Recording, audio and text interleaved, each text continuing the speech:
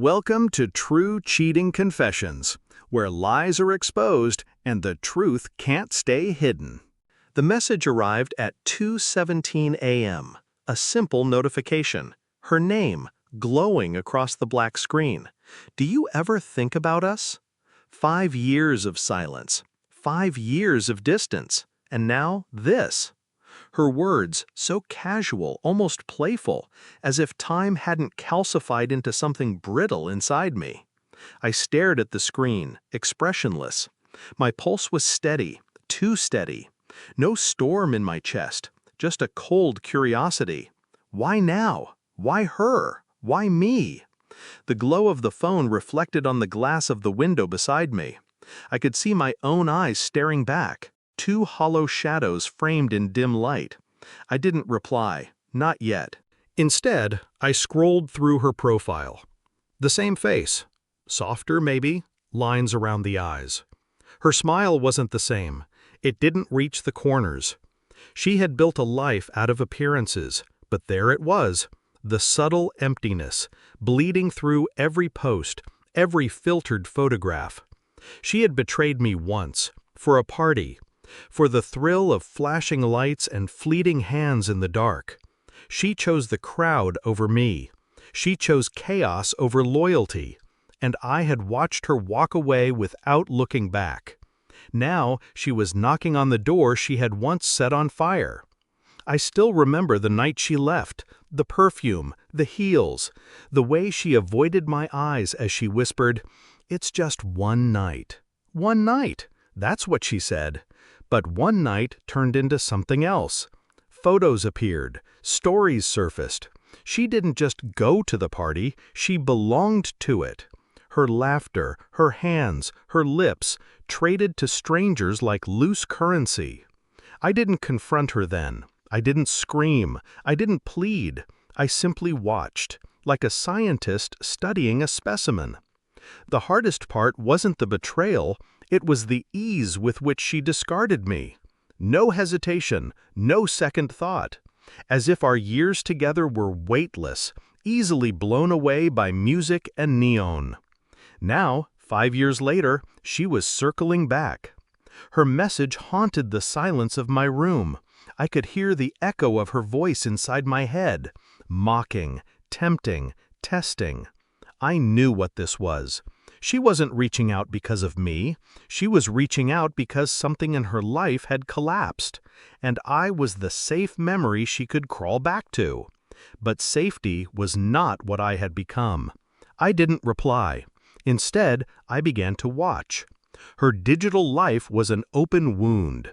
Status updates filled with vague sadness. Photos with friends, but no one close. Mentions of an ex who had left her broken. Hints of debts, of trust lost, of nights spent drinking alone. Her downfall unfolded in fragments. I checked deeper. Her name linked to court records, a lawsuit, financial ruin. She was drowning, and no one had reached in to pull her out. For days, I stayed silent, observing. Each night her messages grew longer, more desperate. She shifted from casual curiosity to pleading nostalgia. "I miss how safe I felt with you. I don't know why I left. You were the best thing in my life." Every word dripped with hunger. Not love, not remorse, just hunger. And I let her hunger.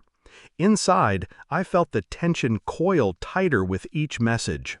The old ache of betrayal never left me. It just lay buried, waiting. Now it was stretching, waking, sharpening. I planned my reply carefully. Not yet. Not until the timing was perfect. On the 5th night, she broke. Her message was longer than all the others combined. She confessed everything. The other man, the lies, the regret, the way he had used her, left her, destroyed her. She painted herself as a victim of her own choices, begging for absolution. But buried in her confession was something sharper, a line I almost missed. "You were the only one who truly loved me. I should never have thrown it away for one night." One night. There it was again. But I knew the truth. It hadn't been one night. I had the photos, the dates, the names. I had collected them quietly, methodically, 5 years ago. I had archived her betrayal in a folder like evidence in a trial. I replied with only one attachment, a file, the folder, every image. I wrote one sentence beneath it, one night, and sent it. The silence stretched for hours. Then came her reply, a stream of messages, apologies, denials, then begging, then anger, then begging again. I read them all, unmoved. Her words ricocheted off the walls of my detachment. She tried calling, again and again. I let the phone buzz until it died. When I finally answered, I spoke only once. My voice was calm, steady, almost clinical. You betrayed me for the noise of a party, and now you've become the silence after it. I ended the call before she could respond. Her desperation had become my closure. That night, I slept better than I had in years. Her face lingered at the edge of my thoughts, but it no longer pierced me. It was just a shadow of something that used to matter. She had tried to rewrite the past, to twist her betrayal into an accident, a mistake.